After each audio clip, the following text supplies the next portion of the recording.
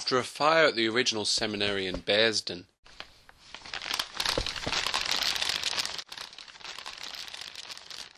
Was it an act of God, sir? No, son. Brother John playing with matches again. the archdiocese decided to call Gillespie Kidd and Coia in order for them to design the new seminary.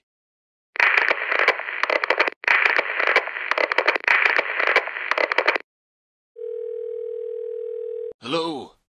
Is that Gillespie Kidd and Coia? Aye, it's burnt down. A site?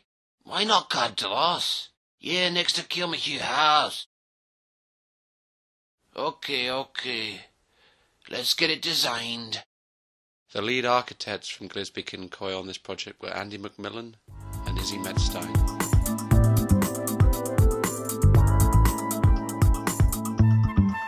Hello. Hello.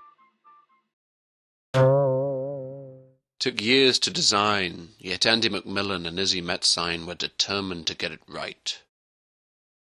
Building which arises from the addition of bits, and the building arises from subdivision of a volume, and how these two work together and create a single entity, a synthesis.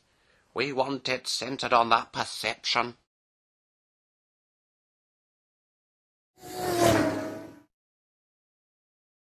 The building took 3.5 years to complete and was finished by 1966. The building itself is startling in its modernity, almost frightening at times. When we think of the work we have to do here, the training of the student priests, well, we are a little apprehensive at times, and how it'll function. What is this Vatican II about? The Catholic Church believed we should teach our priests in a society, and not in a secluded environment like Cardross. You'll better fully use this building. Like any building, it was designed to be occupied.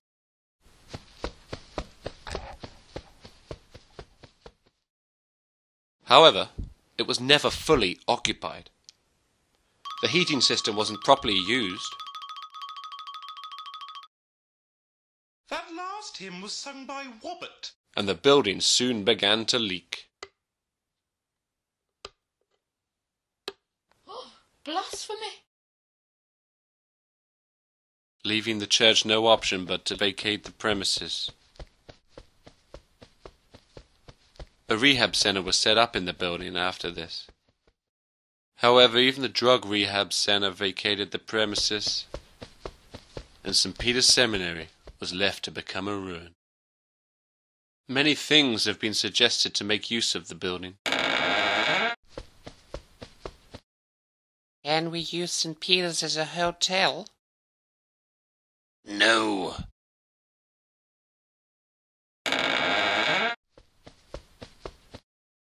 Can we use St. Peter's as a music retreat? No. Leaving us with a question. What should we do with St. Peter's? Restore or leave to die? Izzy Metzstein's opinion changed over the years. I suppose if nothing else was to be done with it, I would enjoy the idea that everything would be stripped away except the concrete. So the only permanent bit of material is its primary structure. This is a purely romantic idea, resulting in a beautiful ruin. Later on in his life, he stated, What's worse than having it knocked down is it to have it simply neglected. I suppose if they could press a button and the whole thing just disappeared, they would press the button. But there hasn't been a button put into the building that could be pressed.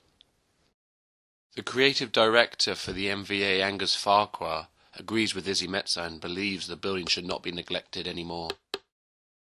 I think that the effect of time on it is interesting, and I think that all of the little micro decisions that you make about how age is affected and whether to keep a surface clean or whether to show the effect and the ravages of time is a good creative solution. There are those who even see what we're bringing to the table here as being too much of an intervention, and they'd really like it to remain this sort of completely raw outsider experience, and I actually find that quite a selfish approach, because that's fine for that generation, for them, but again, as we said, in 20 years' time there'll be nothing there. The editor of the Gillespie Kidd and Coia book, Johnny Rodger, believes it would be ironic to try and restore a modern building. This building is defunct and obsolete, so some people want to tie us to something that's obsolete and defunct, right? But modernism was about getting rid of all that, and getting rid of convention, and getting rid of the obsolete, and making the world the way we want it, to make the world better for human beings, rather than being tied to the old ways. So there's an irony there, and that's why I think it's a fetishism about that shell, which is no longer a functional thing.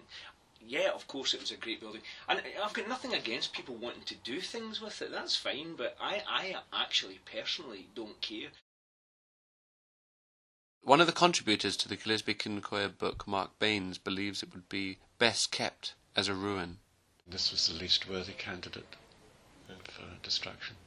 I think it's very hard and probably economically unfeasible to restore it. But then, if you did restore it, it could only ever be a seminary. Yes, if you restored it as per original. I think it's possibly best left as a sort of possibly romantic ruin.